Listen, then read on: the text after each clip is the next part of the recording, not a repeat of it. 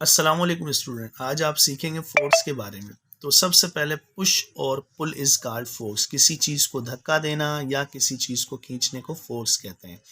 जैसे ज़मीन की कशिश है, ज़मीन अपनी तरफ चीज़ों को खींचती है, पुल करती है, उसे हम फोर्स कहते हैं, उसे हम वेट कहते हैं। इसी तरह से चार्जेस हैं, एक दूसरे को खींचते हैं, रिपेल करते हैं, पुश और पुल करते हैं, तो उसे भी फोर्स कहते हैं, इलेक्ट्रोस्टैटिक फोर्स। इसी तरह से मैग्नेट एक दूसरे को खींचते हैं या रिपेल करते हैं, पुश और पुल करते हैं, उनको भी हम मैग्नेटिक फोर्स कहते हैं। तो फोर्स का बेसिकली काम जो है पुश और पुल।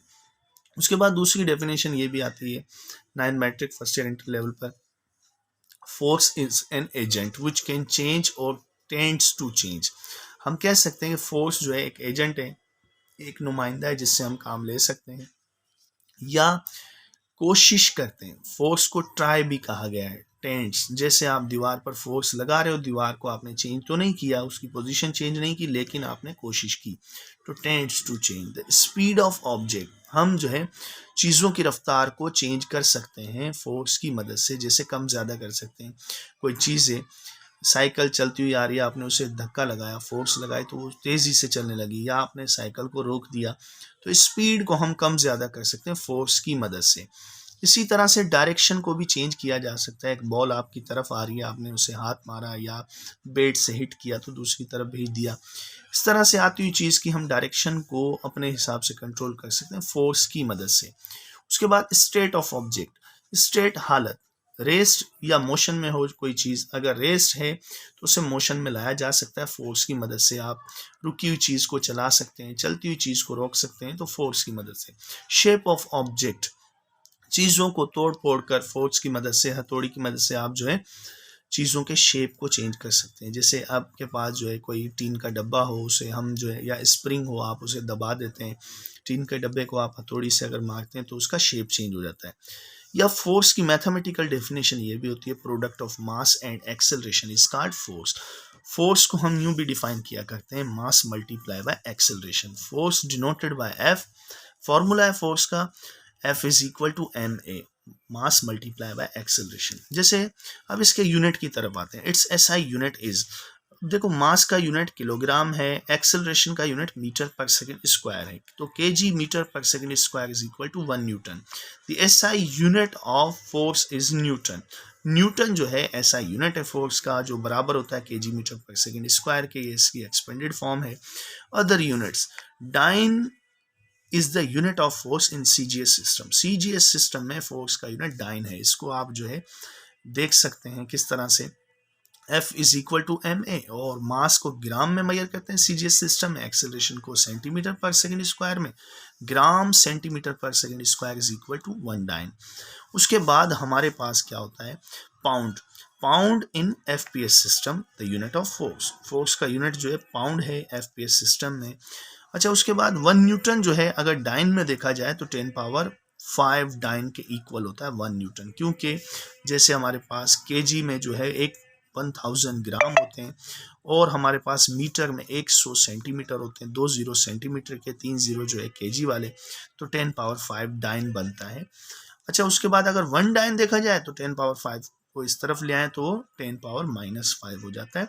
1 dyne is equal to 10 power -5 newton, newton में अगर देखा जाए तो। ये सवाल बहुत अक्सर आ जाते हैं एमसीक्यूज वगैरह में। इसके एमसीक्यूज भी जो हैं फोर्स पर मैंने बनाए हैं, वो इसी चैनल पर आप देख सकते हैं। Thanks a lot. अच्छा, उसके बाद जो है फोर्स जो है वेक्टर क्वांटिटी है, it is vector quantity. Force जो है वेक्टर क्यों है, क्योंकि इसकी डायरेक्शन है, मैग्नीट्यूड दोनों ही है। फोर्स के पास डायरेक्शन होती है। It depends upon 2 factors, force जो है 2 फैक्टर्स पर डिपेंड करती है, एक मास है, दूसरा एक्सेलरेशन है।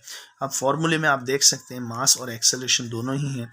Force is directly proportional to the mass and force is directly proportional to the acceleration. जितनी ज़्यादा आप फोर्स लगाएंगे उतनी ही ज़्यादा एक्सेलरेशन होगी, जितना ज़्यादा मास होगा उतनी ज़्यादा फोर्स लगानी पड़ेगी। उसके बाद हमारे पास डायमेंशन होती है, MLT-2 जो है डायमेंशन है, न्यूटन के फॉर्मूले से ली गई हैं। ये डायमेंशन फोर्स की जो है वेट के डायमेंशन जैसी ही होती हैं, फ्रैक्शन की डायमेंशन भी सेम है, वेट की, फोर्स की, टेंशन की, इनकी डायमेंशन सेम है क्योंकि ये फोर्स ही है अलग अलग नामों से। उसके बाद 1 न्यूटन किसके बराबर है? 1 newton is equal to 1 kilogram mass accelerate 1 metre पर सेकेंड स्क्वायर। अगर 1 किलोग्राम का मास जो है एक्सेलरेट करे 1 मीटर पर सेकेंड स्क्वायर से 1 मीटर पर सेकेंड स्क्वायर एक्सेलरेशन हो उसके अंदर, तो उसे 1 न्यूटन कह सकते हैं। उसके बाद इसके फॉर्मूले हैं फोर्स के। एक पॉसिबल फार्मूले से आप जो है 3 फार्मूला बना सकते हैं, जैसे F is equal to m है, ये फोर्स का फार्मूला है, m is equal to F upon a, ये मास का फॉर्मूला है। इसी से ही हमने रीअरेंज किया है, एक्सेलरेशन को डिवाइड मिलेगा f के। उसके बाद हम देख सकते हैं mass is inversely proportional to the acceleration. अगर आप मास को बढ़ाएंगे तो एक्सेलरेशन कम हो जाएगी, मास को डबल करेंगे एक्सेलरेशन हाफ हो जाएगी। इस तरह से इनका रिलेशन है। अच्छा, उसके बाद नंबर 3 एक्सेलरेशन का फॉर्मूला जो है, acceleration is equal to F upon m, ये एक्सेलरेशन का फॉर्मूला है। इन तीनों फॉर्मूला से आप प्रॉब्लम सॉल्व कर सकते हैं और इसके एमसीक्यूज भी मैंने कराए हैं, तो वो देख लीजिएगा। अच्छा, उसके बाद इसके एक दो एमसीक्यू जो है यहाँ पर मैं बता देता हूँ। If we double mass then force will double. अगर हम मास को डबल कर दें तो फोर्स डबल हो जाएगी। यहाँ पर if we double acceleration then force will double. अगर आप एक्सेलरेशन को डबल करते हैं फोर्स डबल हो जाएगी।